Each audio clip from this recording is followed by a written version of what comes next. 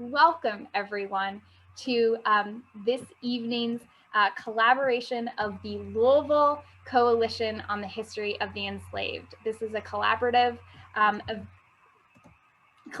program between four Louisville historic sites: Farmington Historic Plantation, Historic Locust Grove, the Oxmoor Farm Foundation, and Riverside, the Farnsley Mormon Landing, with gracious support from the Slave Dwelling Project. We do want to thank our sponsors this evening: Montgomery Realtors, Kentucky Humanities, and National Trust for the Historic Preservation. And we want to thank all of you for supporting this program this evening and for being with us. We do have a couple people joining us, so I'm going to go through the top 3 things you need to know really fast. Videos on if you want, microphones off. Talk to us in the chat. Let us know where you're visiting from and what questions you may have. And of course, let's keep things respectful and courteous in our chat as we welcome our wonderful panelists. Panelists, are you ready to get started this evening? All right, that sounds great. We're going to start with Joe McGill of the Slave Dwelling Project. Joe, if you could just tell us who you are and what brings you here this evening, your elevator speech, 3 sentences or less. Yeah, but before I gotta get this in, Hannah, I need to hire you. There's this big event coming up. We gotta talk. Okay, we'll talk. Yes. So my name is Joseph McGill. I am the founder of the Slave Dwelling Project. I'm also the History and Culture Coordinator at Magnolia Plantation and Gardens. And I'm glad to be here in a second in the series of this coalition that we formed. Thank you so much, Joe. We're so grateful for your participation and your guidance. Joe came to Louisville in the fall, or the late summer, early fall of 2019, and we're hoping that he will return in the late summer, early fall of 2021. So fingers crossed, everyone. We're gonna go next to Cheney McKnight of Not Your Mama's History. Welcome, Cheney. Hi, thank you for having me. My name is Cheney McKnight. I'm from New York City, and I own and operate Not Your Mama's History, which is a company that aids sites in talking about race. So doing some trainings as well as helping them to direct their interpretation. I am also the Living History Coordinator for New York Historical Society, which to me is a really big deal because I'm in charge of which living history groups come to the museum, as well as I'm in charge of hiring and training and managing living history interpreters at New York Historical Society. So I don't see a lot of Black women in America in charge of living history anywhere. So it's really awesome to be in that position and showing some progress here. Cheney, thank you so much for being with us. I think we can all say that we're very glad to have you sharing your voice, using your platform the way you do. It's just, as soon as we heard that you were available for this program, we were delighted. So thank you for being with us. We're going to move next to Laurie Stahlgren of the Kentucky Archaeological Survey, who represents, well, tell us who you represent, Laurie. Hi, I'm Laurie Stahlgren. I am a project archaeologist with the Kentucky Archaeological Survey, which is housed at Western Kentucky University in their Anthropology and Folk Life program. I work for the Kentucky Archaeological Survey, which has done work at almost all the plantations that are represented here, Locust Grove, Farmington, and Riverside, and I'm hoping that some grants come in and I get to work at Oxmoor very soon. So I have done archaeology at almost all the sites, and KAS's mission, that's who I work for, is the Kentucky Archaeological Survey. KAS's mission is to educate the Kentucky public about Kentucky archaeology. So that's, what I get to do. And this is really a great way to do it. I do work at Riverside quite a lot. I help with their public programming with archaeology. Before COVID or pre-COVID, I guess that could be before COVID BC, we did a school group field trip program where we could have up to 120 kids visit the site and get to dig with us. So I've had a lot of experience dealing with all kinds of people at an archaeological site. So hopefully I will continue all this work and get to dig at Oxmoor soon. I think Laurie is the very first person to say with genuine excitement, I hope I get to dig at Oxmoor soon. But we're all in the historic field, so we know what an exciting prospect that is. Thanks for being with us, Laurie. We're going to turn now to Irma Bush from Farmington Historic Plantation. Welcome, Irma. Hello, thanks for having me. My name is Irma Bush. I was born and raised in Louisville, Kentucky. I've been a historic actor, a writer, producer for the past 20 years. It's not something that I actually started out to do. It ended up being a mission that I've been called to do. In the process, I've done Kentucky Chautauqua for 14 years with two characters, Miss Denny Thompson and Margaret Garner. And I got to travel to our sister city, Tomerley, as an ambassador from Louisville. So I've got both sides of this going, and these people talk to me. I have to let them talk. They'll drive me crazy. Thank you for being with us, Irma. We're so excited for what you have to share with us from your decades of experience. We're excited to hear what you're hearing. So when these people talk to you, we want to know what they're saying. So thank you for helping us hear those stories of the past. That's wonderful. And I think we are next on Shirley Harmon of the Oxmoor Farm Foundation. Welcome, Shirley. Hello, everyone. I'm Shirley Harmon. I'm the curator at Oxmoor Farm. We are kind of the new kid on the block when it comes to historic homes in the Louisville area. We are not yet open to the public with regular hours.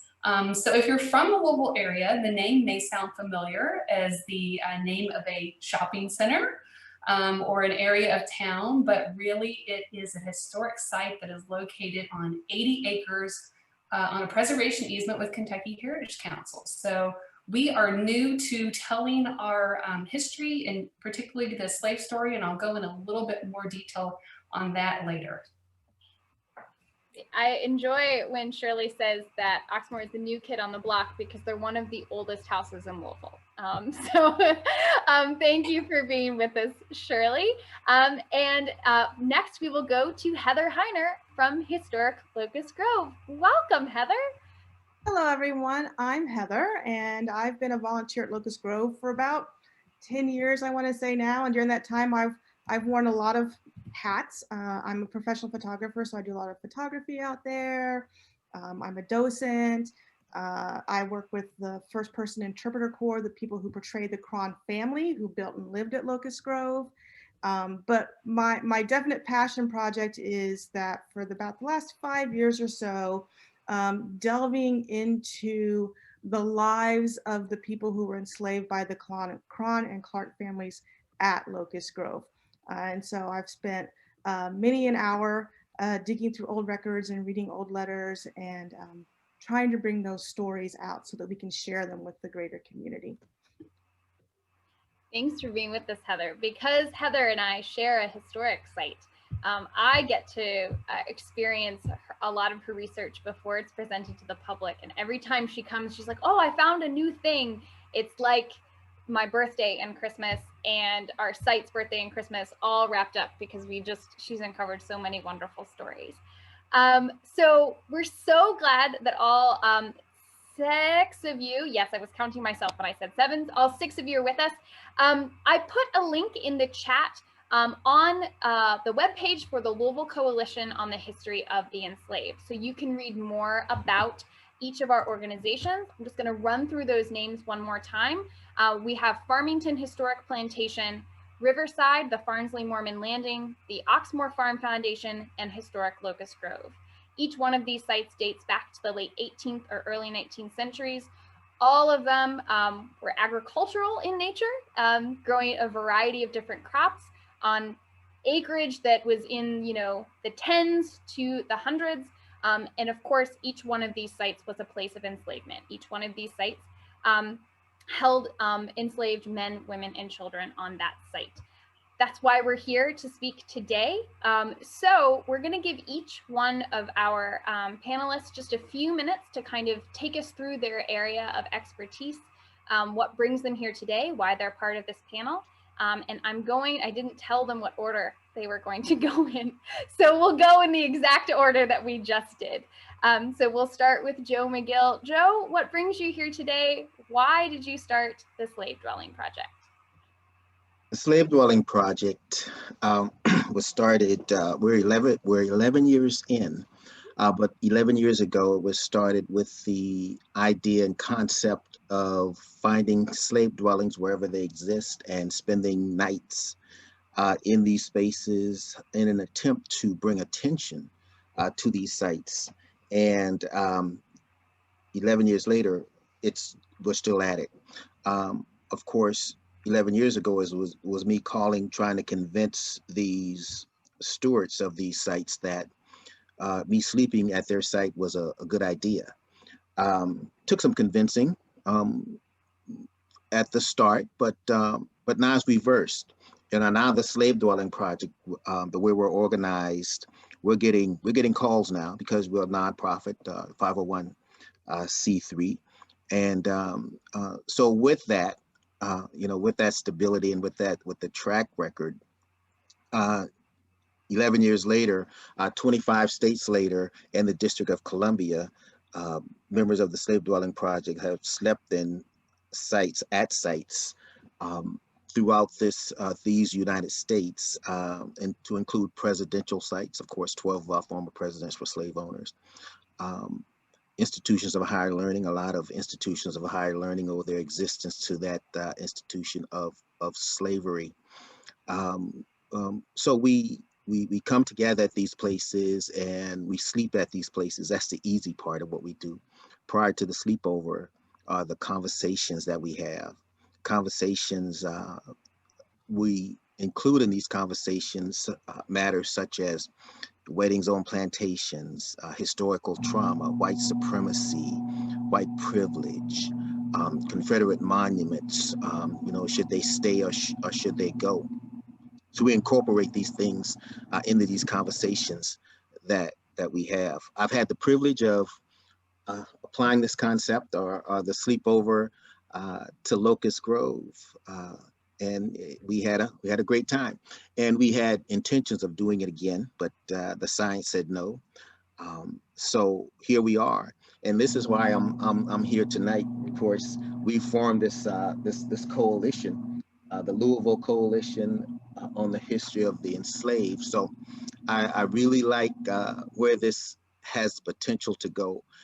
So this is the second in the series of inviting people through Zoom to join us. So I hope that all of us can keep all of you engaged. That is the goal of the Louisville Coalition on the history of the enslaved, is to keep our audience engaged and to keep having these conversations that Joe has modeled so well for us with the Slave Dwelling Project. Locust Grove was honored to be Joe's first Kentucky sleepover, and we hope to add 3 more Kentucky sites, Oxmoor, Farmington, and Riverside later this year. And we hope you as our audience members will be a part of the Louisville Coalition's journey. We'll turn next to Cheney McKnight of Not Your Mama's History. Cheney, I followed you on Instagram for such a long time, but I've never heard how you got started and what what drives you. So please tell us about your organization, tell us about yourself. It really starts when I was a little girl being raised in Georgia. And for many a school trip, they took us to sites of enslavement, mainly large plantations. And even as a child in elementary school, I knew that most of what they were saying was BS. It was either a complete omission of enslavement, or it was just this fabrication made up of minstrel shows and I would say books from the late 19th century. And in fact, you can even, from some of those tours, as I started doing research, I could see exactly where they got those stories from, the fictional stories. And so I was just very frustrated as a child. And I grew up around women who told stories of their lives and the oral history of my family. And so it was very present to me. And I knew these stories even from the time of enslavement, because those were passed down in my family and very present. Later on, I was going to, I got accepted to law school, and I actually went to my first reenactment, and I started as a reenactor, a hobbyist. And my very first reenactment, walking through the cars in the parking lot, I saw actual white supremacist people, a part of organizations on bumper stickers, and it just kind of was like, whew. And that was a very powerful event, because for the first time, we kind of forced some people to talk to their children about slavery, because we spent days in a reenacting group. And it was kind of like a tent city. It was the 150th Gettysburg. And all of a sudden, all of the Black people in town who were portraying the free Black people of Gettysburg, Pennsylvania, packed up their stuff and started running away.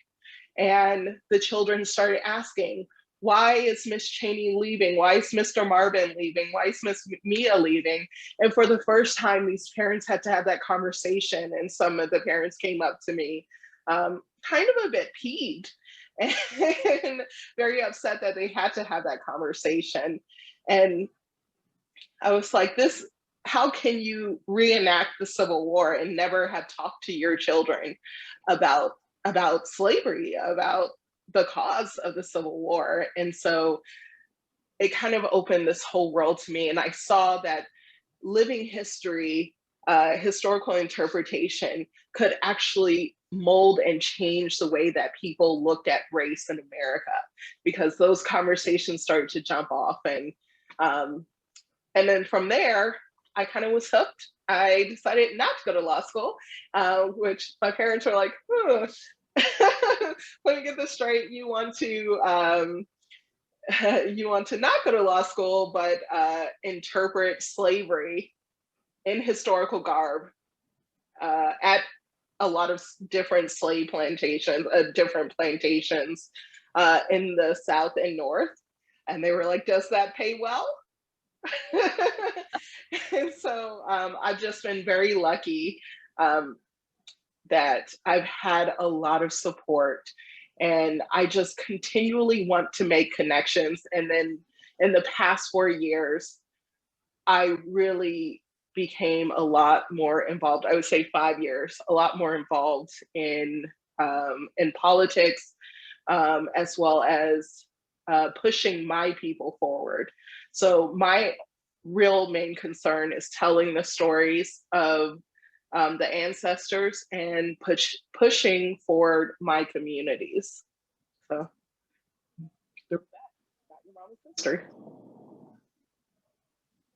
Thank you, Cheney. Pushing for your communities and speaking for your ancestors is such a wonderful guiding principle. And I think I'm going to speak for every one of your fans in the chat that we're very grateful for you and your work. So thank you for being with us tonight. We'll go next to Irma Bush from Farmington Historic Plantation to share a little bit of her experiences interpreting Who do you interpret? I think you interpret Denny Thompson, is that correct? I interpret Denny Thompson, Phyllis Thurston, Margaret Garner, and Helen Tolliver. And I kind of got into this on a whim. I was an actress. I do like history. There came this opportunity for me to work with somebody on a historical level. And I got into doing the history. But aside from that, it got deeper. So now when I interpret, I got the facts, I've got the dates, I got the times. But what I can do is take you to the second, the moment, the emotion. And that's what I do when I interpret. And I can't say a whole lot more than that, because when you get the feeling, when it touches your soul, when you can feel these people, when you can feel the emotions, and when you can make the other people feel what you feel, that's when I feel great. Well, Irma, I have not met you in real life, but I can't wait until I am able to visit Farmington while you are in the moment and sharing that emotion with us. As someone just said in the chat, that truly is an amazing gift, and we're grateful to you for sharing that with us. And I have to say, shout out to Kathy Nichols, director at Farmington. She's responsible for me being here tonight. Thank you, Kathy, for bringing Irma to us. We're glad you're both here. I'm going to turn next to Laurie Stahlgren, because I think she has some artifacts to show us. So we can talk about how artifacts aid in our interpretation.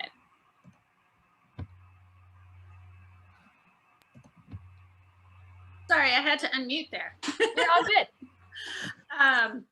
Well, I got to talk just a second before I get there, because I was an attorney before I became an archaeologist. So, Cheney, imagine telling your parents, yeah, I'm not going to practice law anymore. I'm going to be an archaeologist. And, well, let's just say they're like, is there any money in that? So actually not as much, but it's so much more rewarding, I have to say. And I think, having listened to many of your videos, you would have made a great attorney, but your passion comes through with what you do. So, and hopefully mine for archaeology will too. So just a little bit about archaeology first. We look at artifacts to make sure everyone gets this straight, because somebody will always say, you look at dinosaurs. No, no, no, that's paleontologist. We're gonna look at the things that people left behind. I do have a few slides to show you of artifacts from 3 of the plantations that are represented tonight. Unfortunately, I don't have anything from Oxmoor yet, so hopefully that will help expand our story even more. But I like to tell people, yeah, things are written down in history books, but who wrote the history books? Well, usually men, usually white men, at least in this country, right? They leave out a lot of people, but archaeology doesn't. Because archaeology is made up of stuff, and we don't think about stuff that much. We throw things away, we lose things, we deliberately get rid of things, and that's what we find as archaeologists. And I used to have my students do a garbage activity where they had to look at people's actual garbage. Now, we made sure it wasn't all icky and gross and stuff, but they were amazed at how much they could learn about someone in today's world from their garbage. So it's a really fun activity.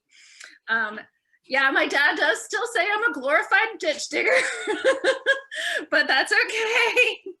I've done lots of work at Riverside, the Farnsley Mormon House, where I am kind of, I suppose, the assistant archaeologist in charge of the public program for mostly the field trips and public programming to have people actually come and help me do the archaeology.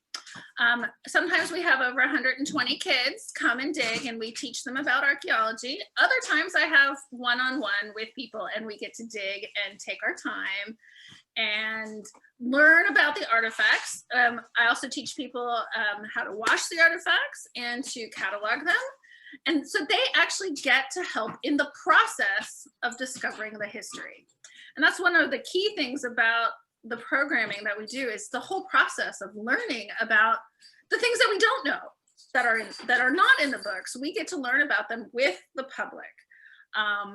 It's a very key thing that Riverside built into their, I don't know if it's the mission, but it was built into their existence at the very beginning of their tenure as a historic home. And it has become integral to how they represent and do history as they go forward. Now, I can show you some artifacts. Should I share my screen here? I'll go through them, but we can talk about them more if you'd like. Let's see, desktop one, hold on. Share. Right. Other panelists, feel free to jump in about Laurie's stuff. And Riverside has been doing public archaeology since 1995. So they do have an ongoing archaeological project, which is unique to them. Yes, I love archaeologists because when we get pushback from places that say, well, we have no evidence of the existence of enslaved people. It's there. They just got to look at it differently. And as you said, Laurie, you pull the stuff out of the ground. That's evidence there. You can't lie about that. Yeah. Now somehow I'm not being able. Oh, slideshow view. Okay, can you guys see this? Not yet. Share sound share. There we go. Now we can see it. Yeah, we got it. All right. Let's see. Well, let's see if I can actually make it advance. There we go. Okay, so here we go. This is one of my mottos. History is who we are and why we are the way we are. History is just not the past, it is the present. One thing that I think archaeology really helps with your understanding of is that history is made in the present. We push ourselves and what's going on in the present to what's happened in the past. We project onto ourselves. So how we interpret the past has much to do with what's in the present. And we can talk about that more later. But let's look at some things. So here are some artifacts. These are from Farmington. They're ceramics dating to the early 19th century. That's some green shell edge, and this is blue transfer print, and this is a hand-painted piece. I'm not going to go into that much detail of all of these things. This is a utilitarian crock. This is a wine bottle bottom. These are glass, various pieces of glass. This is a medicine bottle, this small one. This gold foil is how glass deteriorates. It's not, as the glass starts to degrade in the ground, this forms. This is another lip of a bottle and another piece of a wine bottle. Window glass. You know, in my very early career as an archaeologist, someone told me that, oh, slave cabins didn't have windows. And I was like, wow, okay. I have a lot of glass at my site, and I'm really positive it's a slave site. You know, it was a slave cabin.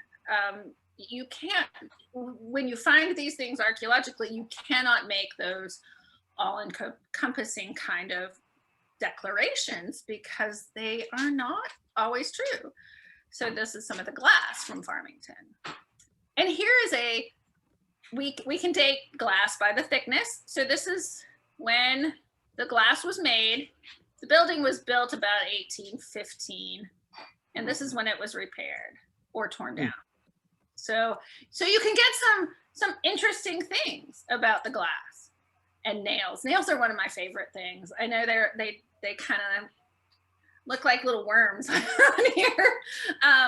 But they tell you all about the building these people lived in. These were people who may have had an entire family living in a one-room house.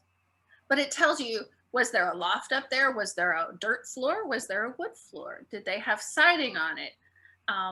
Things like that. It's very informative. And here's some of the nails that we measure each nail and look at how long it is to determine what kind of things it was used for. And these are, if you can look, it says Farmington, Riverside, and Locust Grove. All the cabins are very similar. So we have kind of a pattern of what things may have looked like in Jefferson County, Kentucky. And then food. These are bones from animals. Food is really important. I don't know if you guys have heard Michael Twitty, but it is one of the, it's a thing, and he is a great interpreter as well. And there's my little piggies. So the cuts of meat that were really good that would have gone on the planter's table are not what we find in slave houses. We find the feet and the head. So the hams end up on the planter's table. And this is a pipe. So you have some relaxation going on, some personal items. A marble.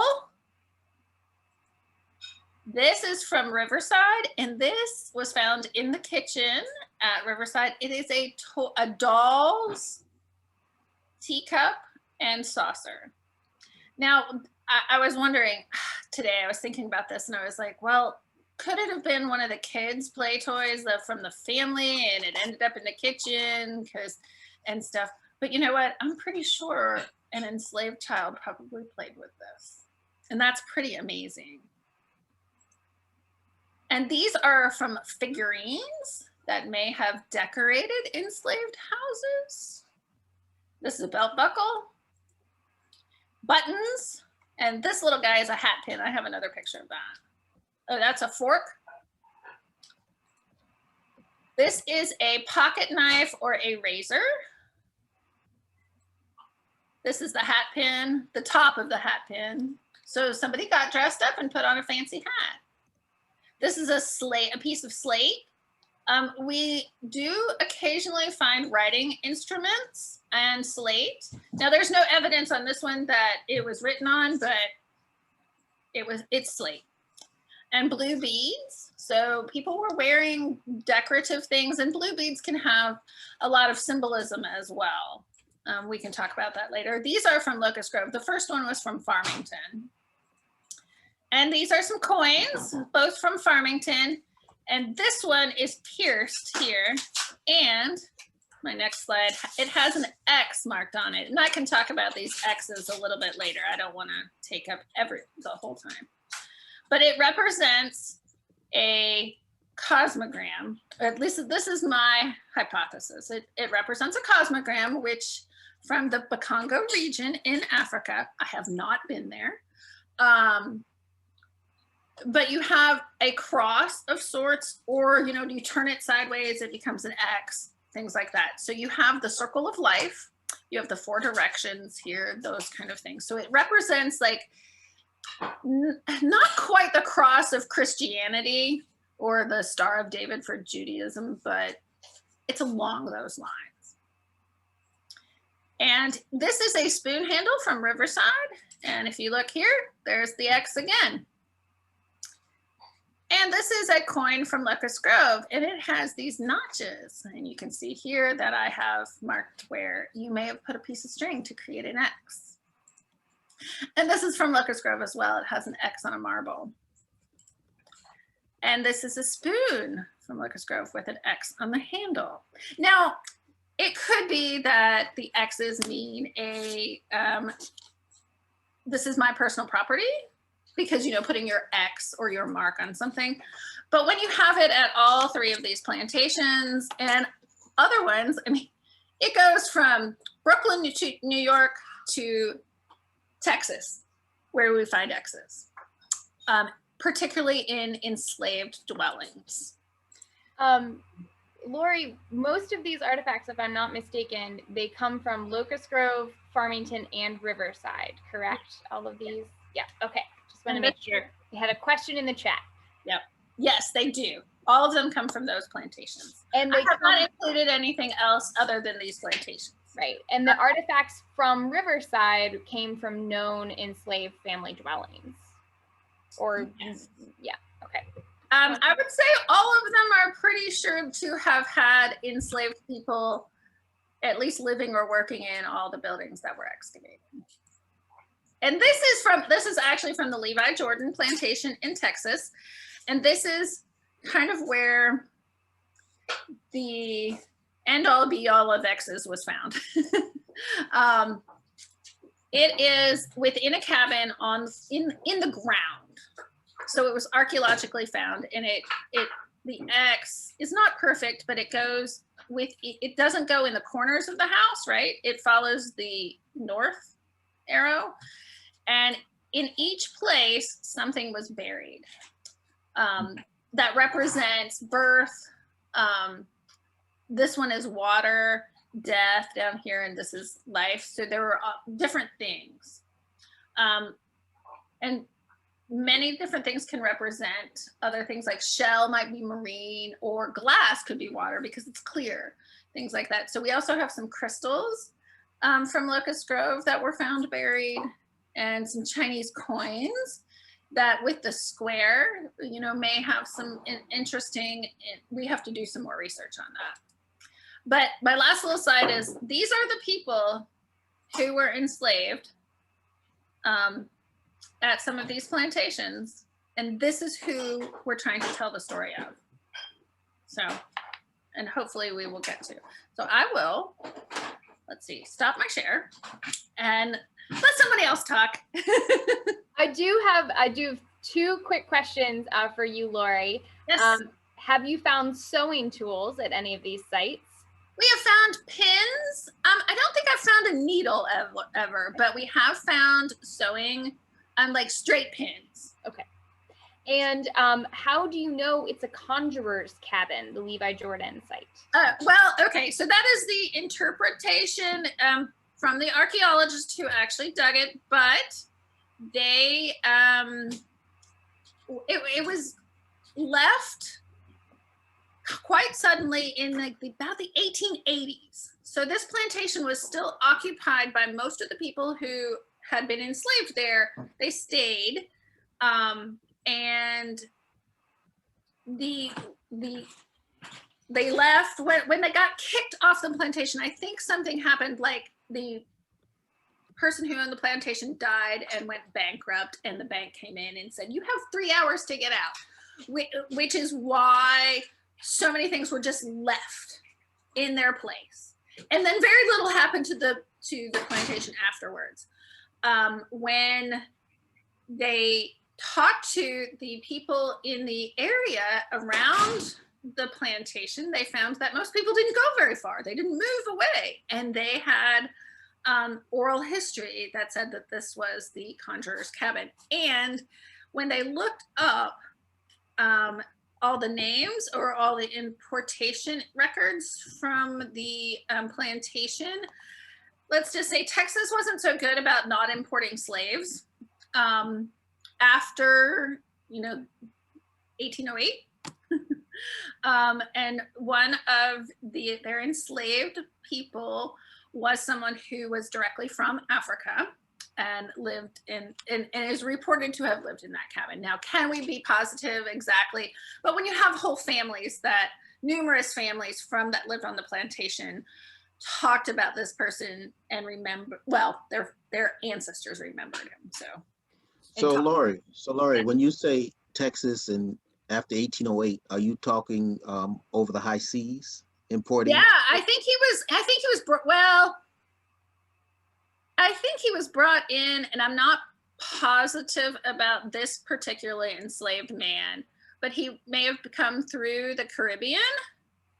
But there were still people kind of like dealing in the international slave trade even after it was, supposedly over. Yes, yes. Yeah.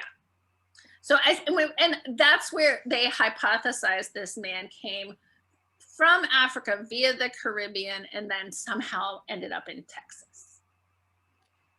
Thank you, Laurie. It is always very cool to see the way objects can inform our interpretation. Hopefully we'll have some good talk about what some of these artifacts mean, and they can tell us, and we can go from there. And Shirley, Laurie hasn't dug at your site yet, but what's happening in Oxmoor? How's your interpretation shaping up? Well, Laurie and archaeology. We're looking forward to having Laurie out here very soon. Earlier, I said that we were the new kid on the block, and Hannah so pointed out that we're actually one of the oldest structures in Jefferson County. And the reason why I say we're the new kid on the block is because we haven't been operating as a historic site. This site, Oxmoor, has actually been a family home since 1787. So members, 5 generations of the Bullitt family lived at Oxmoor from 1787 until 2005. So it has been only recently that we haven't had a permanent residence in the house. So we are new to organizing into a historic site to be open to the public. We were going to do that last year, and of course we all know what happened last year. So we are going to be doing a little more opening of the grounds later this year, and right now I'm offering private scheduled tours at the moment, but no open hours as of yet, but stay tuned, that's coming. Just to give you a little background, all of you that are in the Louisville area or even in the region, like I said, you may recognize the name Oxmoor as the name of a shopping center or an area of town here. And you may not even realize that this historic property is sitting right behind a bunch of suburban sprawl and only 8 miles from downtown Louisville. The kind of interesting thing about Oxmoor is because 5 generations lived here for so long, we have a continuum of history for that many generations. And how this has manifested primarily is in a cache of family papers that were kept on site over those almost 225 years. It ended up being around 185 cubic feet of material. This is the largest collection of a family's papers that is housed in our local historical society, the Filson Historical Society here in Louisville. And it is those papers, this continuum of history, that is going to drive a lot of our interpretation when we do open to the public.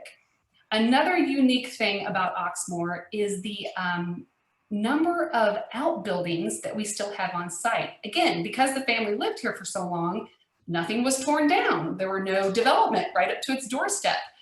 So we have 13 outbuildings still on site, including 4 former slave dwellings. And when I found out about Joe McGill and his organization, I was like, yes, we have to get him to Oxmoor. He needs to spend the night in one of our cabins. And we had this all planned out to happen last May. And again, I don't have to tell you why it didn't happen. But he is scheduled to be here in October and to spend the night and do a campfire discussion at Oxmoor. I want to share a few images with you. I'm going to go ahead and share my screen now. All right. So this is the original section of the Oxmoor House that you see here. This is a colonial clapboard structure that was built around 1791. Alexander Scott Bullitt was the first of generation to live in this home. And its construction is very much like a colonial Williamsburg for all of you all that have visited that historic site. which, by the way, has done an excellent job of interpreting the slave story here recently in the last couple of decades. Let me show you the next slide. So, sorry. Here we go. That is actually the front of the house. Yes, that is the same house. The back of the house that you saw, that first slide that you saw, is actually behind the middle structure that you see there, the middle addition. That brick addition was added in 1829. Now the wings that you see coming off the house, those are 20th century additions. So those were added in 1915, and then we have a beautiful library wing that was added in 1928. These is the earliest photograph of our slave dwellings that are on site. You can kind of, we're missing one in this picture. It's to the left. And earlier, Laurie was talking about windows and how people used to say, no, there were no windows in slave dwellings. And as you can see here, there are windows. In this, particularly the one right in front of you there. That one is actually a slave dwelling made out of stone. And then we have 3 brick structures. And I will say that the 3 brick structures do not have windows in them. But this photo was taken around 1908. This is a contemporary photo of the slave dwellings on site at Oxmoor. And Laurie, we are so looking forward to having you here and digging around this virgin earth. I'm sure you're gonna unearth a lot of artifacts that we will get to use, hopefully in an upcoming exhibit that we're going to be housing in 2 of these slave cabins. I want to say we are not open to the public. Shirley, I'm sorry. You're I just wanted to let you know your slides are just lagging slightly. So they're showing up, they're just showing up a little behind. So now we are seeing a contemporary photo. So but sorry. between all your photos, there was just a lag. Okay, carry on. I'll try to pause a little bit so my photo can catch up before I do the next one. But no, we're very excited to have Laurie out here when we get ready to do our slave restoration project, our slave dwelling restoration project. This is a priority for us because our goal in telling the story and the history of Oxmoor is to be inclusive and to be truthful. And those are 2 things that are going to drive our exhibit and are going to drive our tours that we give. Inclusiveness, because the entire history of the farm needs to be told. Everyone contributed, everyone lived here. There are lives of individuals that need to be honored and they need to be highlighted. And truthfulness, again, because as we've seen over the last 40, 50 years, the way that slavery has been interpreted at historic sites has changed from not being mentioned at all to a barely glossing over or relegating it to one part of the historic site and not the entire historic site. And our goal is to make sure that we are inclusive and we tell the story of all individuals who lived and worked at Oxmoor. We are going to restore these slave dwellings back to their original footprint. I don't know if you can tell from this picture, there's an addition that comes off the back of the 2 in the middle. And these were additions that were added in the 1950s. These structures continued to be lived in by farm laborers up until the early 2000s. So these were used structures even after the Civil War, even after slavery ended.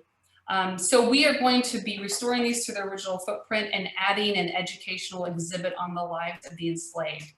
Now, like I said before, we have so much documentary evidence left over from the Bullitt family, and thank goodness they kept everything. Literally, I told you 185 cubic feet of material. So we have deeds and letters, receipts, ledger books, wills. And if any of you have done African-American genealogy, the paper trail for doing genealogy in the African-American area is very hard. You have to dig into all of these papers to find the names and individuals. And so if you have old papers, even if you have papers from today, don't throw them away because they can be useful in the future. You would not believe some of the things that we can find out from these papers. I'm going to show you the next slide. Let me know if it's caught up yet. Still on the contemporary photo. I'm sure we'll see it soon. Go ahead and tell us what we're about to see. Okay, so what I'm showing you next is going to be what they call a runaway broadside. And this would have been an advertisement that would have been on the side of stores in downtown Louisville, and a smaller version would have appeared in newspapers in the area. Louisville, as everybody knows, is on the Ohio River. And if you could get across the Ohio River, you could be free. And so there are a lot of these runaway slave broadsides that show up in our newspapers. From as far away as Nashville, Tennessee, Andrew Jackson himself used to put advertisements in Louisville newspapers for his runaway slaves. Now, why am I showing you this? This is going to be how we interpret the slaves that lived at Oxmoor. Hope was an enslaved man that lived here from birth until he absconded in 1822. We know he was probably born around 1797, and the reason why we know this is because of this document. If you read the document, it tells you how old he is, it tells you what he looks like, how tall he is, what his job was at Oxmoor. So this one slip of paper gives me so much information about Hope that otherwise would not be known. If he had not run away, we would not know much about Hope at all, other than a name showing up in a list of individuals that were owned by Alexander Scott Bullitt at his death. So what I'm referring to is inventory to estates and to wills. And because the enslaved were considered property, they were listed in these inventories all the way down with individual names. Women were often listed with the names of their children and then given a value. And so amongst the Bullitt family papers, we find that an entry for Hope in a will dated 1816. We also have entries in a farm ledger book that refer to Hope and things that he did on the farm. There's actually one entry, it's kind of interesting, that he was paid $1 for working on Christmas Day in 1821. And then the last mention that I have of Hope is 1823, when his owner, William Christian Bullitt, who was the second generation owner of Oxmoor, is employing someone to go look for Hope. And he is never found. We don't have any other mention of Hope after 1823. But it is a documents like this, as well as the ledger book, that we are going to use to drive our exhibit and to tell the story of Hope that would otherwise be lost. The next slide, and I'll let it catch up, but I will give a little shout out. The next slide is thanks to one of our audience members, Bridget Johnson. Bridget was actually a panelist on our last virtual conversation back in October. She is a descendant of a Oxmoor slave. And we were introduced through a journalist named Dan Getteman, who recently did a radio series called The Reckoning Radio Podcast. And if you haven't checked it out, you can check it out on your wherever you get your podcast from. But Bridget is a descendant of Louisa, who you see here. And you have a side-by-side picture of Louisa. The one on the left is a sepia-toned original. This photograph was taken around 1879. So this is post-Civil War. We know quite a bit about Louisa. Probably we know more about Louisa than any other enslaved individual at Oxmoor. Louisa came to Oxmoor in 1819 when her owner, Mildred Fry, married William Christian Bullitt. And she came as Mildred's maid, and then became her nursemaid for her children. We know when Louisa was born, thanks to a letter in the Bullitt family collection. It is said in that same letter that her father was a Native American. She was originally enslaved on the Fry family plantation in Mercer County, Kentucky. And like I said, came to Oxmoor when Mildred married William Bullitt. Interestingly, I have to mention this here, Mildred Bullitt was sister to Lucy Fry Speed, who lived over at Farmington, and the sisters married and brought slaves with them into their marriages. And so we have familial connections between the owners of both of these farms as well as the enslaved at both of these farms. And that has really kind of started the discussion on this coalition that we're involved in now with Locust Grove and Farmington and Riverside, and how all of these farms and plantations were so interconnected, not only with the white families, but with the enslaved families that lived there. We know that, just to give you a little more information about Louise, so we know also from the family papers that she had several children. One was Eliza Julia, who Bridget is descended from, the lady I mentioned earlier. Eliza Julia was, from a letter, we understand that she was married on the front steps at Oxmoor. We also have the name of Eliza Julia's husband, who happened to have a last name. He was not enslaved at Oxmoor, he was enslaved at a neighboring farm, and his name was Jim Saunders. And because Jim had a last name, we were able to locate him in the 1870 census. And that is how we were able to connect with their descendants today, was through that census. So the paper trail, like I said, it seems to end at 1870 for a lot of African-American families. They have to work a little bit harder trying to find their ancestors. So about 2 years ago, her descendants, Louise's descendants, came to Oxmoor and visited here, and toured the cabins, toured the house, and actually sat down and had a conversation with Bullitt family descendants as well. The Bullitt family is very, they are very gung-ho about making sure that this history is told. This has been a priority for them ever since this conversation has started about turning their family home into some type of historic site with an educational purpose. So this is something we look forward to doing, to telling the story of the enslaved at Oxmoor in a bigger, a smaller context, but making it tell the entire story, the entire narrative through the lives of these individuals. I want to show you, I think I have one more. So this, I was telling you we were going to restore the cabins. We have a sign that we've recently put up that lists some of the names that we know for sure. The Bullitt Farm was one of the largest farms in Jefferson County, and it also had a very sizable slave population. So at one time, we know in 1816, there were 101 people that were enslaved here at Oxmoor. So this is sitting out right in front of those cabins that I showed you earlier. And then what we are, you probably can't see this yet, so I'm probably going too fast. What you're going to look at next is a self-guided tour that we have just put together. We plan on opening the grounds in this summer. And so we put together a self-guided tour for people to walk around, see the structures, and learn a little bit of our history.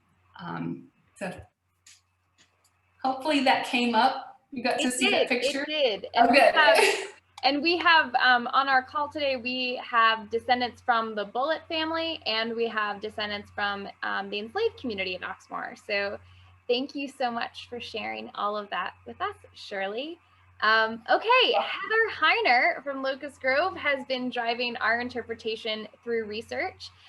This is everyone, we are going to move into a conversation between our panelists once Heather is finished presenting. So if you have questions specifically for Heather or one of our other panelists, we'll spend the rest of our time doing that once Heather has let us in on some of her research into the lives of the enslaved. Thanks, Heather. Welcome. Hello again, everyone. I'm going to try not to talk too long, although I can talk for hours about this, but I will try to keep it brief. But I just kind of want to talk a little bit about how I started. People are often curious about how do you start? How do you find this information? Because it's very overwhelming. Even when you have a name to start with, it can just be a very intimidating process. And I want to start by saying I am not a trained historian. I am not a trained researcher. I'm just extremely curious and nosy, and I like a good treasure hunt. And that's really what drove me to find all these different kinds of source materials that helped us learn more about the people who were enslaved at Locust Grove. And so the way I got started was my daughter was invited to become a first-person interpreter at Locust Grove. She was 6 years old at the time, and so she couldn't do her own research, and she was, she needed help learning about this young woman that she was portraying, who was a niece of the family who built the home, and so I was helping her with that, and that also kind of drove an interest in women in history, because one of the things we kept hearing was, well, with the women, there's just not much about them, and people didn't write much, and their records weren't worth saving, and that is certainly true in some cases. But again, once you know where to look and how to look, it's amazing how much information you can turn up in many instances. And so then I was sitting in an interpreter meeting, and the interpreters, this is before Locust Grove had really in earnest started portraying enslaved individuals. But the interpreters who were portraying the family really wanted to at least be able to mention enslaved people by name, at least honor the fact that they existed. And so we were at an interpreter meeting, and the question was thrown out, hey, can we have a list of people and the labor that they performed? Were there certain tasks they were assigned by the Crons, so that if we're talking about the kitchen or we're talking about the gardens, we can use someone's real name. And those of you who've done research are probably going to see her and go, oh, this is how cute and naive. I was like, sure, that'll be easy. I was like, I'll just go find that and come right back. And here I am 5 years later, and it's like, yeah, it wasn't that easy. I wish it was.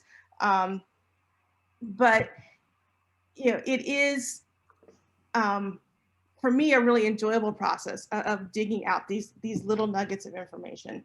And so that's where it started for me. And then it also became for me a desire of correcting some of the narrative.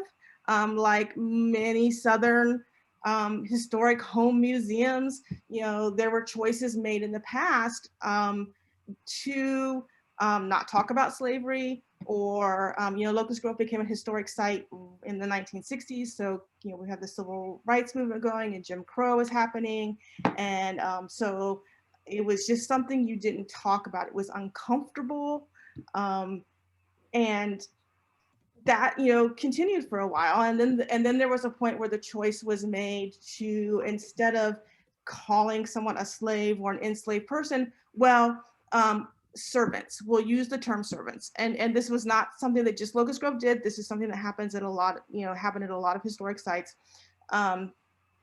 which is this really horrible thing where we have completely erased the existence of these people who labored on this property, because at best you're insinuating they are indentured servants, which is its own horrible institution, not the same as chattel slavery. At worst, you're insinuating that these people have been paid for the work that they performed, and neither of those cases were true.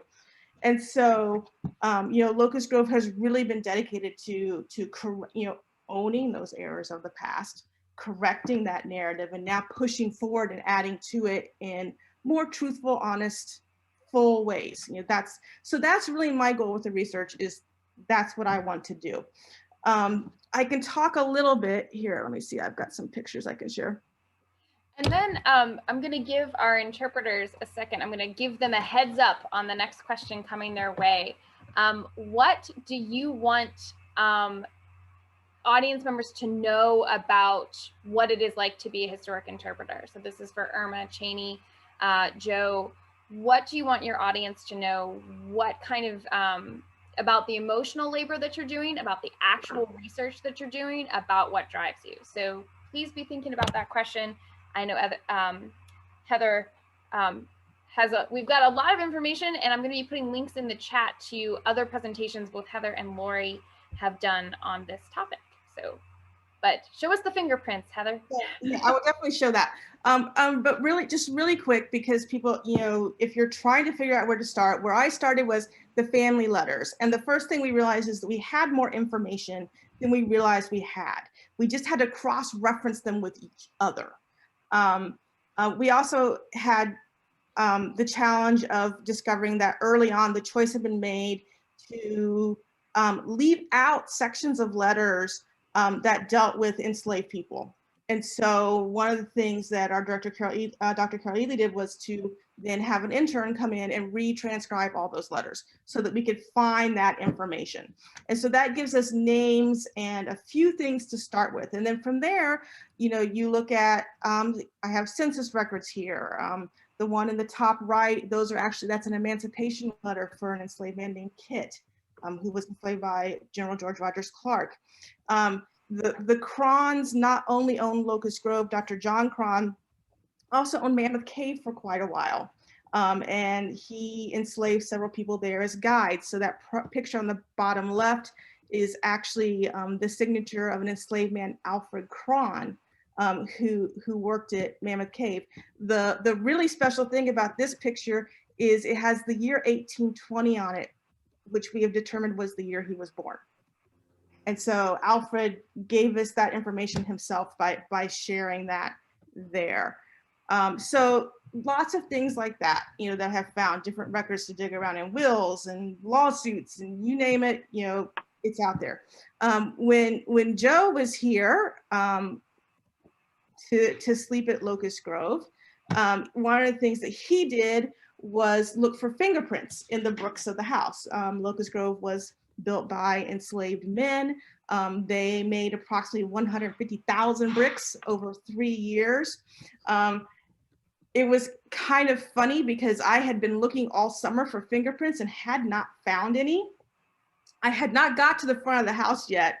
And like within 5 minutes of being there, Joe found like 3 different sets of fingerprints on the front of the house with his very expert eyes. So this is one set here that you can see in the middle that Joe found.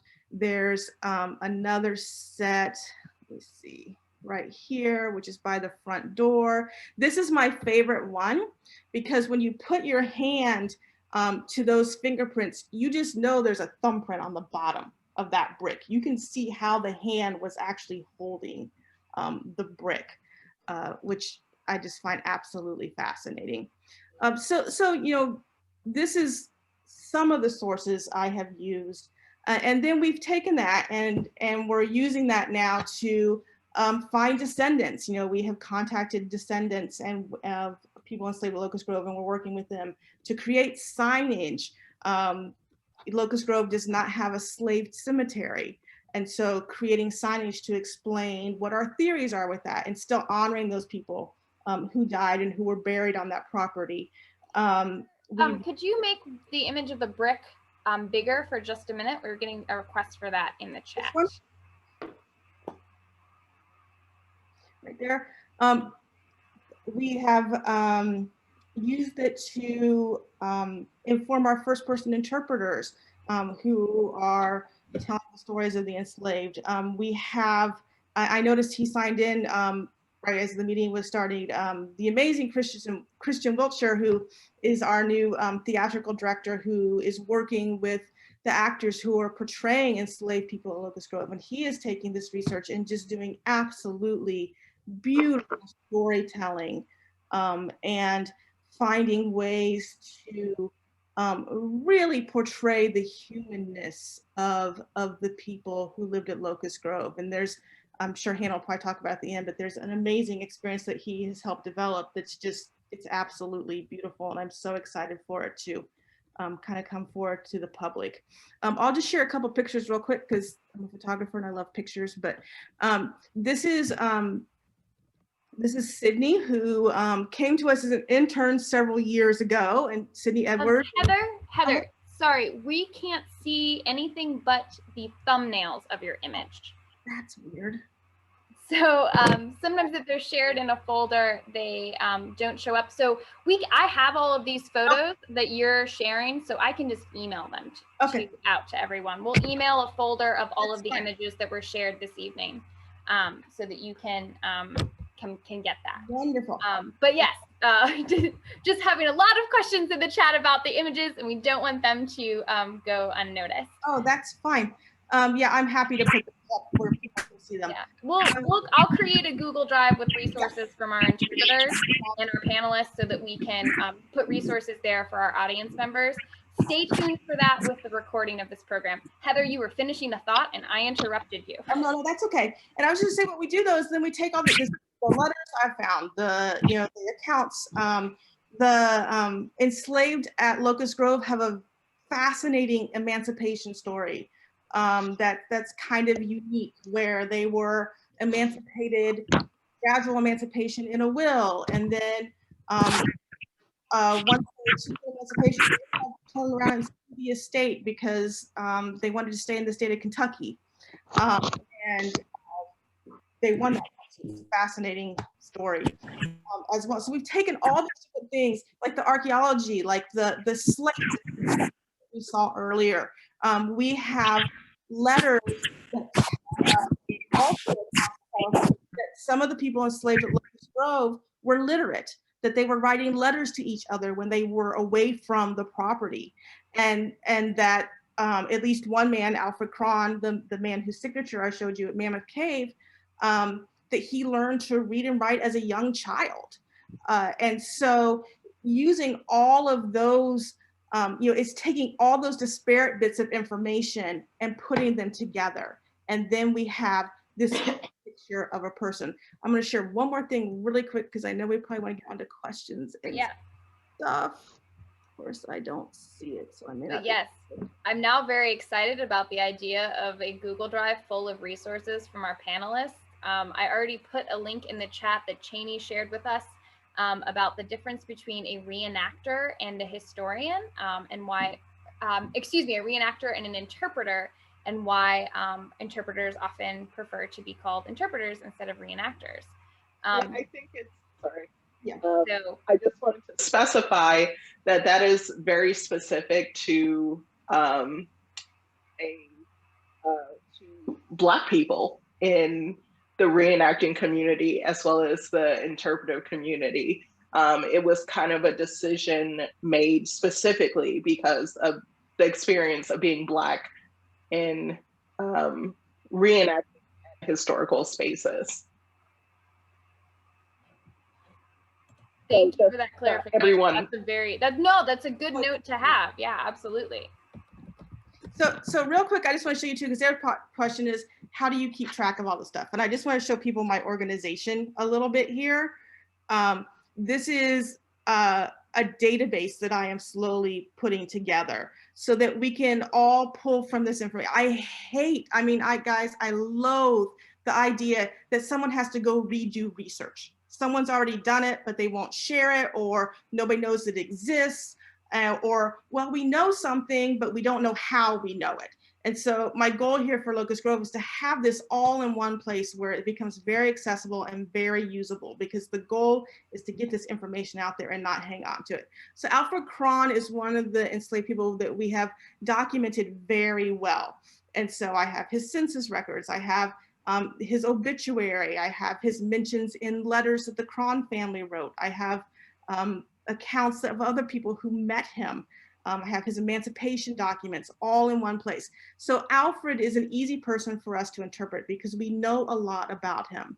But then we may have someone like, let's see, where is she at? Like Louisa Brown down here. We don't know as much about Louisa.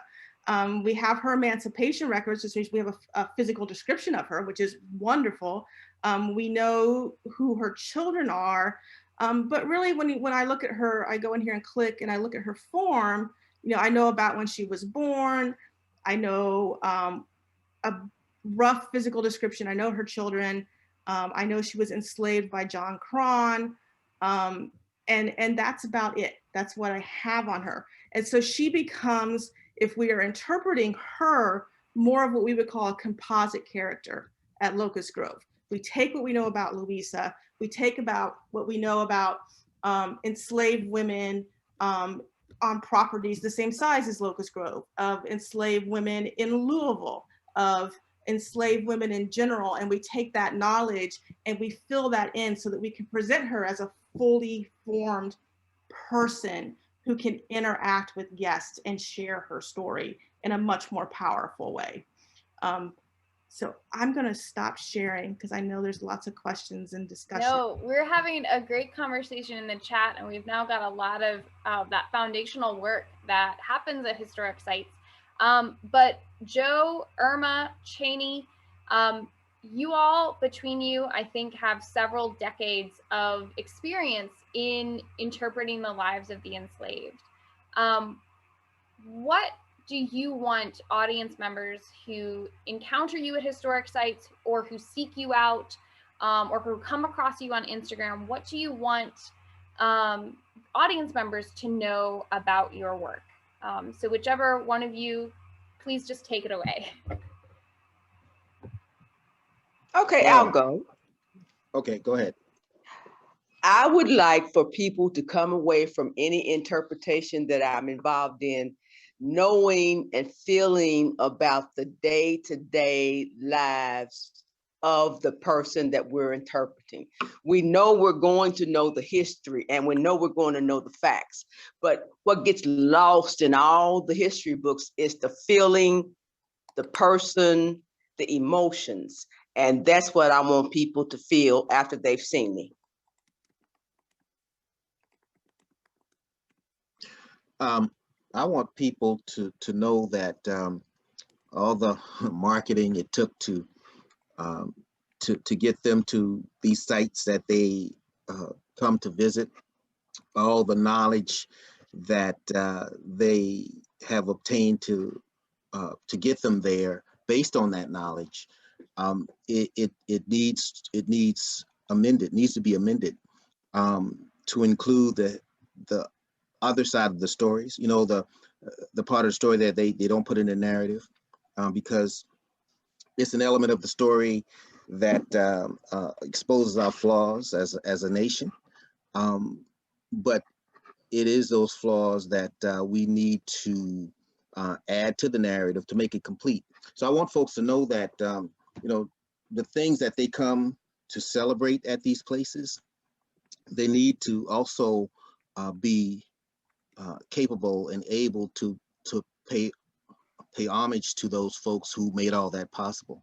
You know, the enslaved, whose labor was stolen to make all that possible, whose energy is embodied in those places. You know, I want them to know that part of the story also. I'm not trying to take away from the accomplishments of those usually white men associated with those places, but just add to that how they got what they got. And you know, if it was inhumane, the manner that they obtained it, then just put it out there, and just let the public know the whole story, not just that comfortable story that a lot of us are accustomed to and are attracted to. Yes, yes.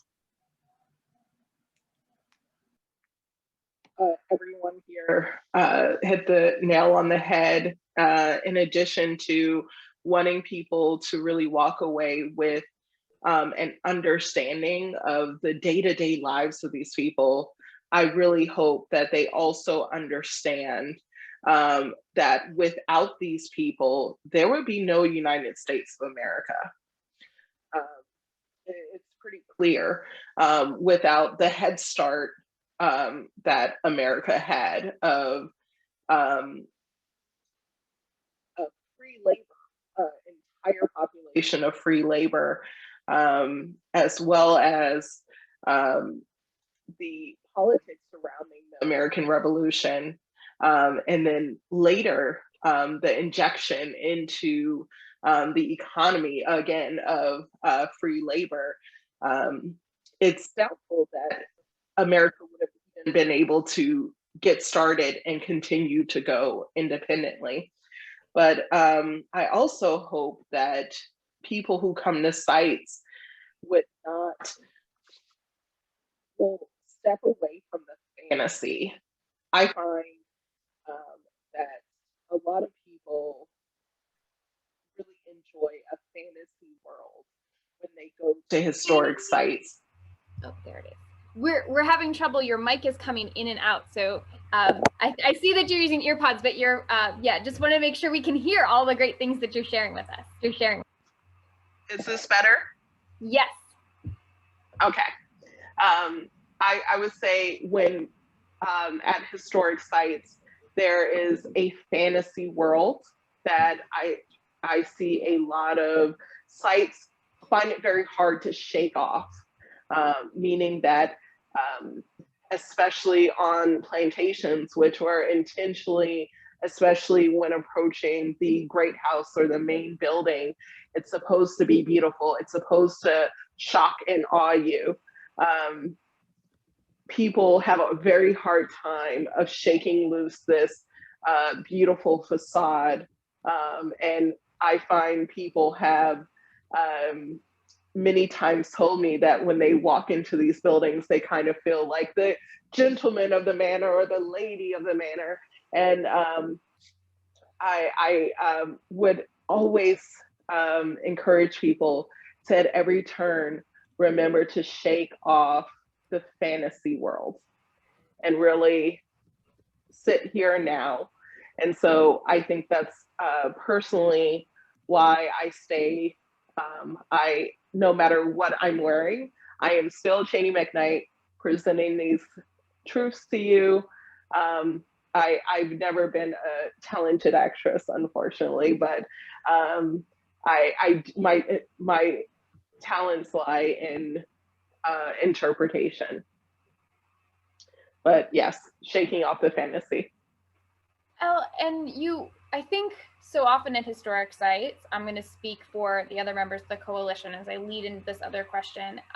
We do have this, someone called it the Terra fantasy from Gone with the Wind, the da da da da. It was beautiful and wonderful. And that's just not true. And I think we're at a turning point, both in our historical collective research and interpretation, and also as our society kind of reckons with the legacy of slavery. Louisville was the site of the murder of Breonna Taylor last year. And last year was really a turning point for a lot of historical sites with reckoning with these ideas. So Cheney, Irma, and Joe, how do current events or current conversations happening in 2020 and 2021 inform your interpretation and presentation of the past? Wow, we're having a conference about that very thing.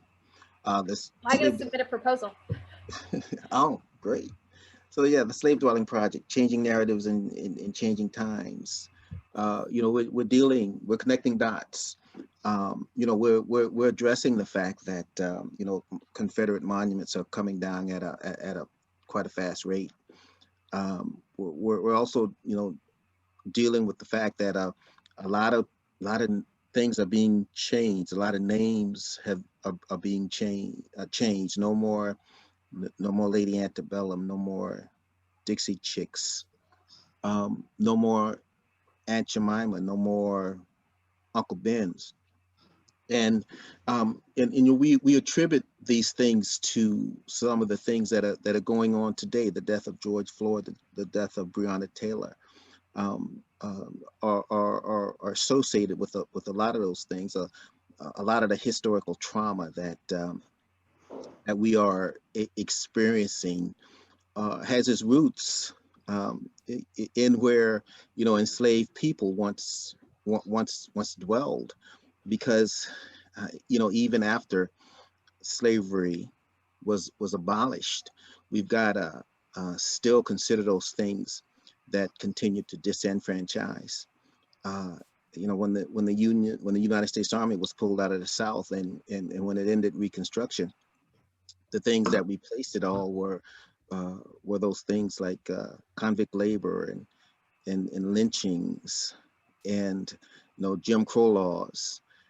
So during the time of slavery, it was disenfranchisement through the fact that they were enslaved. They couldn't build wealth in that status in life. But even after emancipation, there was still those things that continued that ability for the haves to continue to be the haves, but the have-nots there were still those things being thrown in their way to inhibit their existence or their ability to become self-sufficient. So, we connect those dots, and that's one of the things that we're going to be discussing at this upcoming conference in addressing what has happened historically versus what we're dealing with right now. I think that what I do specifically is to connect the past and the present, because you cannot talk about can you hear me? I just saw someone. Okay. I think you cannot talk about slavery without fully understanding the repercussions of slavery. And I feel that a lot of what I do is trying to help people to connect with that and not shy away from it. One of the interesting things is when I entered the interpretive world, a lot of people told me, no, you can't talk about politics at all, and you can't talk about anything beyond the time period we're talking about. And I call BS on that, because it's a cop-out to try and not make those very important connections that can actually change people's hearts and minds today. And I don't know how else to say it, but it's definitely a cop-out. So I'm sure you all have seen some of my images. Let me see. I don't think. Oh, well, it's not working for me today. We will, again, we're going to formulate a database from this. So anything that was shared or we wanted to share, we'll put it in there for everyone. So stay tuned. It'll probably take us a couple days. It's not an overnight database. So just thank you, Hannah. Yeah, I got you covered. And so I started with a colleague of mine, Slavery Made Plain. So in collaboration with Fashioning the Self in Slavery and Freedom by Jonathan Square. He owns that organization. We collaborated to do Slavery Made Plain, which I made connections directly from the time of slavery to what's going on here. Basically saying, we have learned these lessons. Why are we making the same mistakes? For example, I stood outside ICE offices with a sign from an enslaved mother who was looking for her children. So she wrote to the Christian recorder who gave parents, enslaved parents, formerly enslaved parents at the end of slavery, space in their magazine to find their lost children who had been ripped from them and sold across the South. And sometimes down into the West Indies. And I stood outside with the sign to kind of say, we have learned this lesson before. I also attempt to put myself in spaces around New York, DC, as well as Philadelphia with my table, Let's Talk About Slavery table, and continue to make those connections. But I would always encourage people to not shy away because it is not enough to talk about slavery. You also have to continue the work.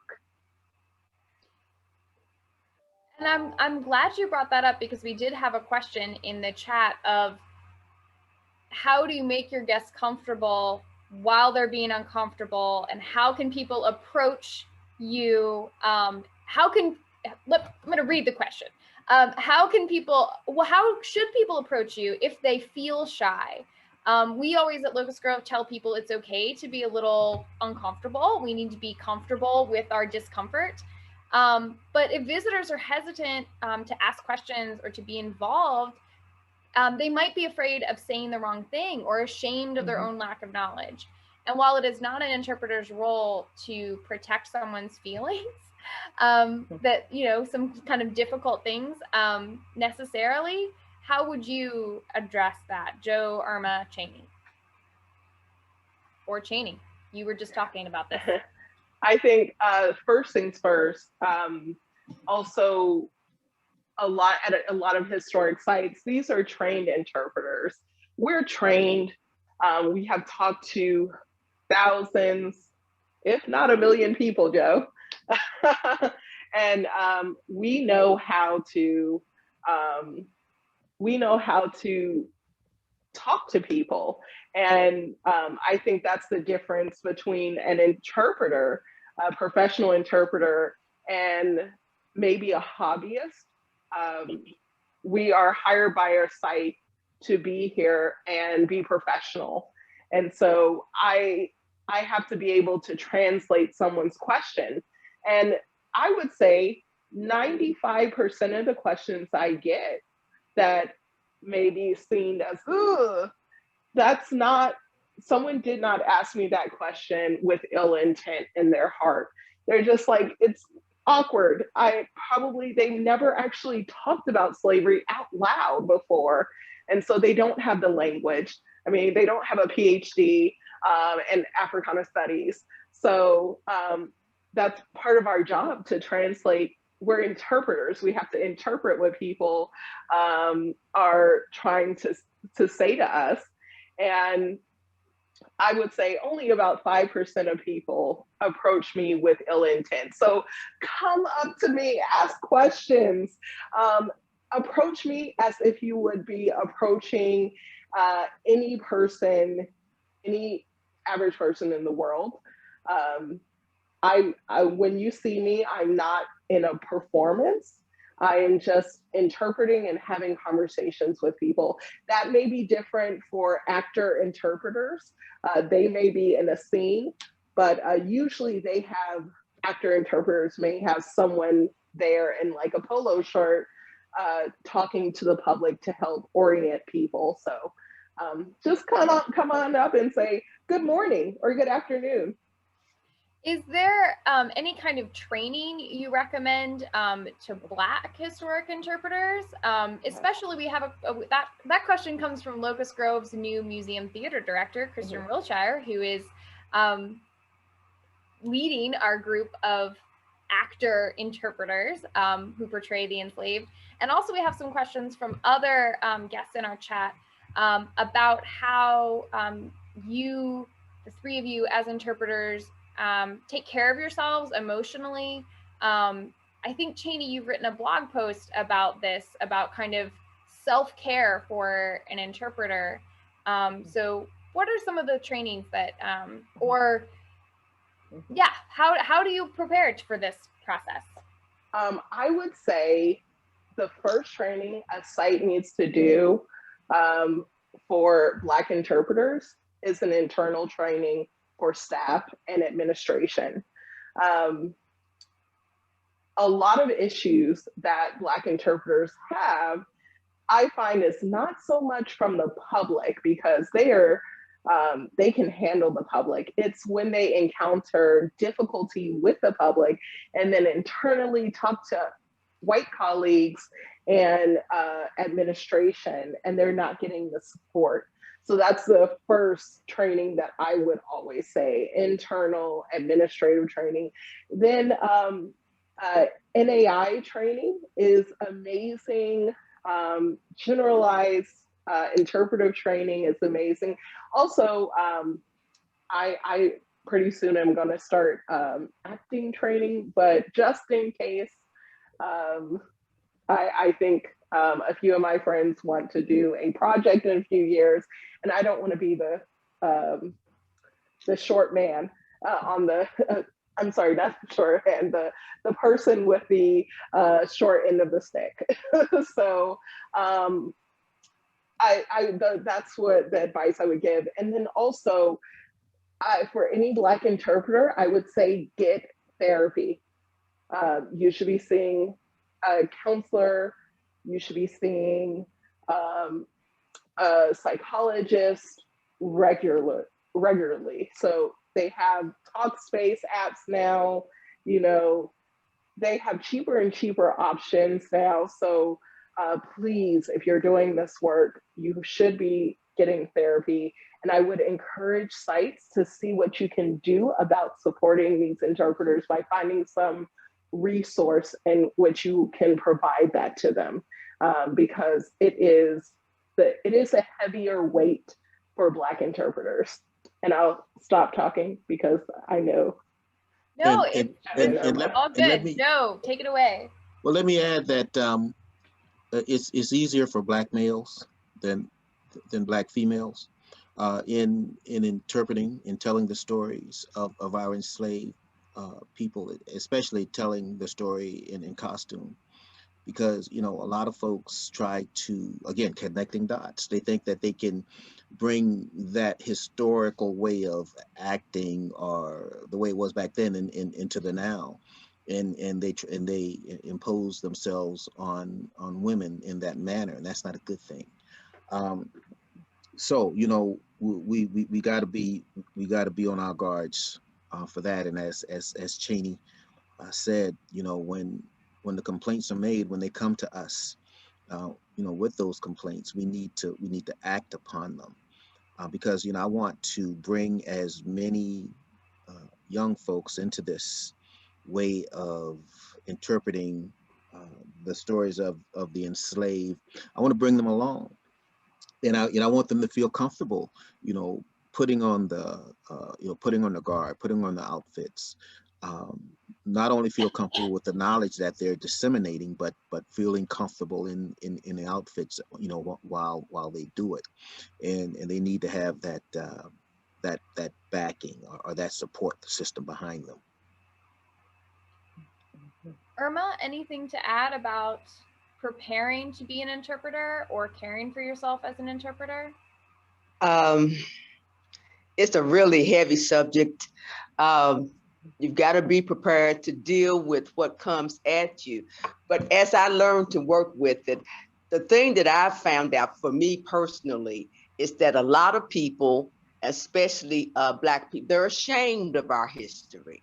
And the one thing that I would say to anybody is our history can be painful, but it don't have to be shameful, because we didn't do it to us. And when we explore it and when we talk about it, you do not have to be ashamed to accept that this is what has happened. And that seems to be the biggest hurdle that I find. People are ashamed. They don't want to talk about it. And if we can get past that, I think it will be a little easier. But shame is a deep emotion. Deep. I'm finished. Okay, we did have a question. I didn't want to cut you off. We did have a question in the chat about dealing with defensiveness of people who come expecting the Tara narrative, and then they encounter something very different. And, you know, they might be defensive about, we've encountered, you know, people saying, oh, well, they were a good slave owner, right? And we're like, okay. So how do we address that? And how do we take that defensiveness and turn it into a conversation, especially if people can get angry about learning that the truth they have been told their whole life in every textbook is not true. And I think our other panelists, if you have thoughts on this as well, but Cheney, I think you're ready to talk, or maybe Joe, so go right ahead. I always use the stages of grief. So I think a lot of interpreters starting out, they think that they're going to have a conversation with a person and they're going to change this person's mind from, you know, happy slaves everywhere to, wow, slavery had a deep scarring impact on American history and America in general. And that's not going to happen. You're not going to get someone from deep, from denial to acceptance overnight, and you have to approach interpretation that way. And it takes a lot of patience with people. If you don't like people, if you aren't patient with people, if you can't take the time to break things down with people, you shouldn't be interpreting to the public. And that's pretty much, I would say 99% of our job is kind of taking people along. And I think Joe is like one of the experts I have seen on this, even in the most challenging situations, where he will talk to someone for 2.5 hours and he has brought them through. And so that's what I think, patience and answering people honestly. For me, it really helps getting through those times by spending a great deal of time interpreting the children, because their questions generally are very innocent, and they will ask questions that will make adults like cringe, and just telling them the truth, and they're just like, okay. Or they'll be like, that doesn't make sense at all. Having a conversation with children about why owning another human being doesn't make sense and should not have ever made sense to adults, and telling me, adults are weird. So I think definitely just being fully honest with people and ready and patient. I get a lot of pushback from the message that I disseminate in the attempt to honor the enslaved ancestors and telling their stories. I get the privilege of working at Magnolia Plantation and Gardens and telling the stories of the enslaved people there. Well, once upon a time, I used to stand in front of that audience and just talk for 20 minutes and send them on their way. Well, I don't do that anymore. I talk for half the time, and then I open it up for questions.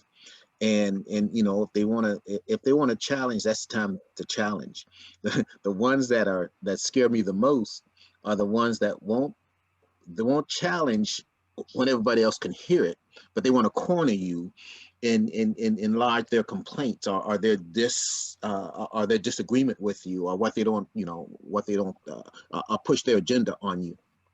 So so I'm often giving people the opportunity, the stage to challenge, but I want them to do it where everyone can hear them. And we, I love dealing with it in that manner. And I kind of operate the same way on my social media platform. So I put stuff out there that are well, in my mind, it's thought provoking. To some, it's just provoking. But I will just put it out there for the feedback, and you can see the dialogue that goes along. And eventually, somebody will come to somebody's side, and I just like that type of dialogue. If we didn't get challenges, if we didn't get pushback, then why do what we do?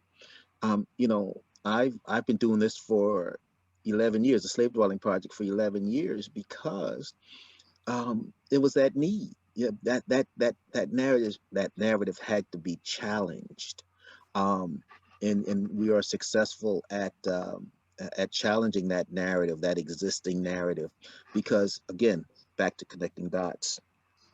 If you look at the debate now, patriotic education. That patriotic education it comes from the fact that that 1619 concept was put out there, and now 1776 is a challenge to that. It's a direct challenge to that. So I like to see these kinds of public debate. People notice that it's time that we quit living a lie in this history that we have been disseminating to our people for far too long. So although I get that pushback, there are those challenges out there, I welcome them. And also knowing, I've had pushback in some cases. I remember an instance a few years ago when I was portraying one of the enslaved women, and one of the patrons, which needless to say was Caucasian, came up and patted me on my butt. And that's just what I said. And it's like, okay, what do I do with this? It says where you coming from, but where do I have to come from? So I just had to turn and walk away. That's all we could do. And I was just about to say, understanding the difference between someone being disrespectful and someone being curious, because you know, I've experienced quite a lot of handsy people in my interpretation. I am just fine with someone challenging my research. I enjoy my research. I'm very proud of it. Come for me. Let's have a conversation. Let's trade ideas and primary sources, but don't touch me. Right. And you know, Joe did say, Mr. McGill did say that, you know, Black women in living history, I don't know what it is, but I have been, in multiple times, people have touched me in inappropriate ways. It's embedded in their psyche from slavery. And they just haven't let that go yet. It just kind of comes through. Right. And I think it's really up to historic sites to kind of break that fantasy world. Because if every step you're bringing them back into the past, they're going on a journey into the past, people lose their minds. And They it's really like, go in the past. Well, yes, Miss Irma. And Janie and Irma are bringing up something that we've already kind of touched on, which is like, we've talked about emotional safety. We haven't covered really physical safety. And of course, Heather already mentioned this in the chat, I think, very rarely when we have had first person interpreters who are portraying members of the enslaved, and even now in our museum theater program, they're never alone. Our interpreters of the enslaved are always, there is always someone nearby to bridge the gap between past and present, make sure that someone is safe. I know that our museum theater director, Christian Wiltshire, accompanies our actors who are portraying enslaved members on that experience. So they have someone with them. And Heather has talked about in the chat our use of time ambassadors when we're dealing with first person interpreters who are portraying members of the enslaved community and members of the Cron and Clark family who operate at the house. So it's important that at sites, Shirley just said in the chat, Shirley, why don't you just say it out loud? Go ahead. Well, I was listening to everyone talk, especially the interpreters, and coming from the perspective of Oxmoor, where, like I said, we're not open to the public. We haven't had interpreters on site yet. As historic sites, if we start with the goal of truthfulness and inclusiveness and add the research to it, that will shape how we interpret our sites, and not just the slave story as just an aspect or a part of that site, but as the site as a whole. So I think that's what we have to keep in mind when we are trying to combat people that come at us with myths or questions. Actually, I was going to ask Cheney and Joe, Irma, maybe you too at Farmington, although I don't know if you've traveled up north. It seems to me that slavery has in the past been considered a Southern story. So do you encounter a lot of pushback in the North as far as, well, slavery didn't happen here? Yeah.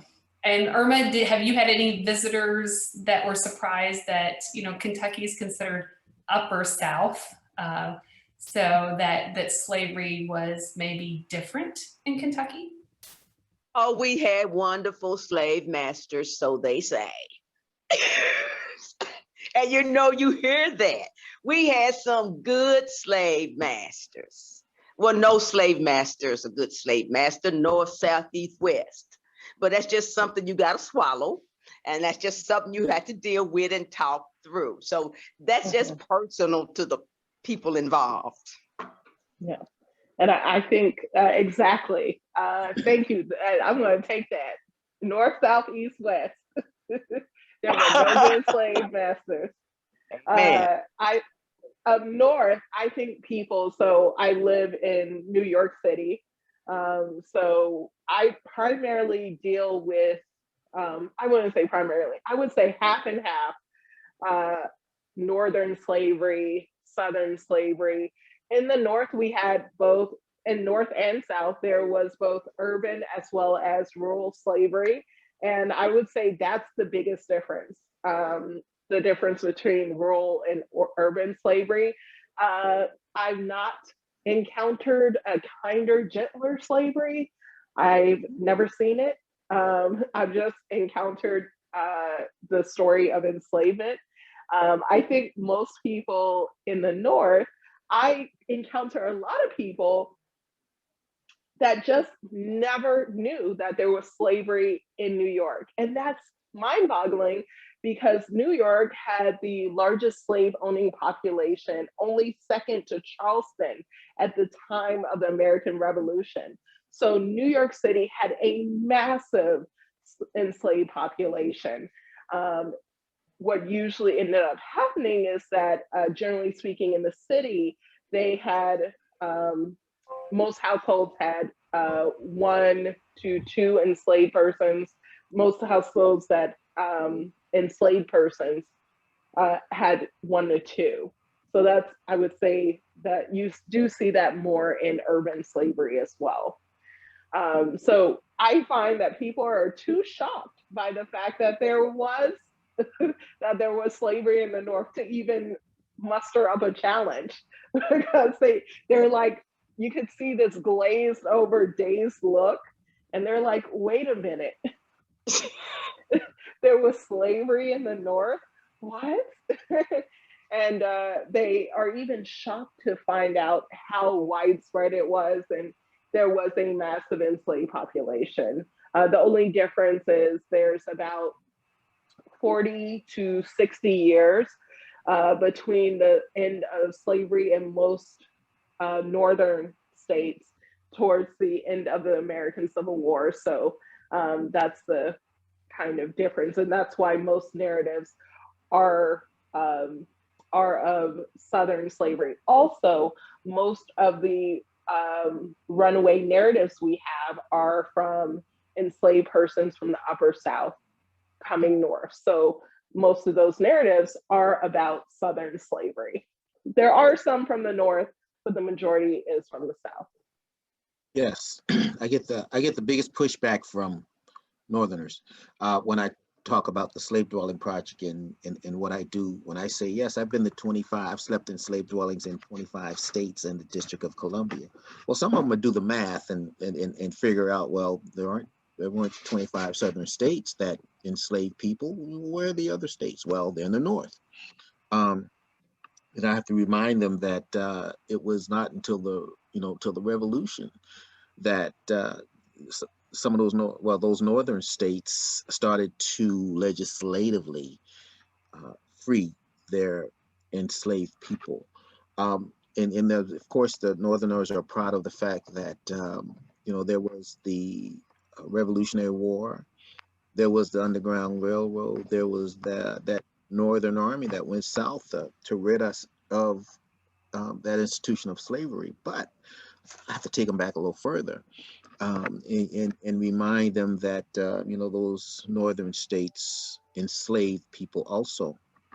And I really get a kick out of again, going back to Magnolia and presenting to these people and opening up for questions, and when they go shy on me, when I start to hear crickets in the audience when they should be asking questions, then I ask, well, who's from a northern state? And then I, I tell them about the time I was in their northern state spending a night in a slave dwelling, and telling them about the history of their state and when they abolished slavery, and in the fact that, they were a part of that institution also. It seems to humble them because, you can see how they are now not as proud as they were. Coming into this presentation, because they want a lot of them want slavery to be a Southern thing. Well, it was. It did take a civil war in the 13th Amendment to end slavery in those Southern states, but we cannot gloss over the fact that that slavery existed in those northern states too. And in fact, when slavery was abolished legislatively in those northern states, they were still complicit, because they still own the banks, they still own the insurance companies, they own the ships bringing them in, they own the factories that was adding value to the cotton that was being picked. So we can't just gloss over that. And also they provided in the 18th century, before the American Civil War, they provided a lot of the resources to the West Indian colonies. So they were the ones who, because the West Indies used most arable land to produce sugar or other cash crops, they really didn't have the good land to produce food. So all of that food was coming in primarily from places like New York, Mass, a lot of lumber and ships as well. So definitely, Joe. Okay, so we have stumbled upon a whole other topic of conversation for another time, which is slavery. It was everywhere, all over the United States. Don't believe what people tell you. And the ways that the North benefited from Southern slavery. But I'm really sorry to impart to all 81 people who have stuck with us for almost 2 hours, we have 4 minutes left. Now, Zoom is not going to kick us out, but we do need to start wrapping up our program this evening. It has been wonderful. Before we let our panelists make their final statements, just a couple things for our audience members. We have a record of everything you put in the chat. Thank you for engaging so much with us and asking such thoughtful and thought-provoking questions. If you asked anything specific of a historic site or a historic panelist, we will follow up with you on that. Once again, good things don't happen overnight. So we will just stay tuned. We're going to be working on that over the next couple weeks. We'll talk about, we'll work on that Google Drive I promised you. We'll send you a recording of this program. So stay tuned for that. And thank you for sticking with us, all 81 of you, for the last 2 hours. Panelists, before I thank you, I do want to thank our sponsors, Guy Montgomery Realty, Kentucky Humanities, and the National Trust for Historic Preservation. And panelists, thank you so much for being with us. Cheney, Heather, Laurie, Irma, Shirley, and Joe. Do any of you have any final words to put a bow on this conversation before we can be together again, hopefully in person? I have one thing I'd like to say, Hannah, that, and I hope I can speak for the coalition here. I think our goal tonight and moving forward is really just to spark some dialogue, some conversation, and to provide a space for all of us to be able to have contemplation, education about this subject that will lead us to some understanding and perhaps some reconciliation on this part of our national history.